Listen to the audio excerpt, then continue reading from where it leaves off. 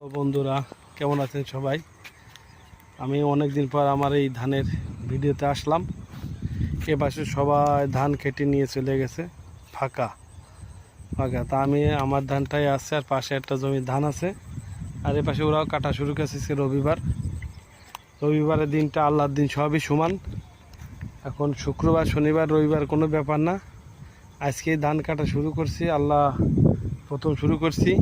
3 মাস 2 দিন বয়স আমার ধানের। 3 মাস 2 দিন পরে আমি ধান কাটা শুরু করবো। আমার নিচের খণ্ডটা পেকে গেছে, উপরের খণ্ডটা এখনও কাঁচা আছে। তাই আজকে আমি ধান কাটবো।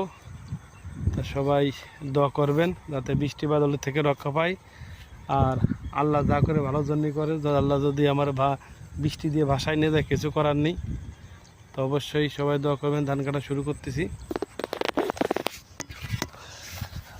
দেখা যাবে কিটা জানি না।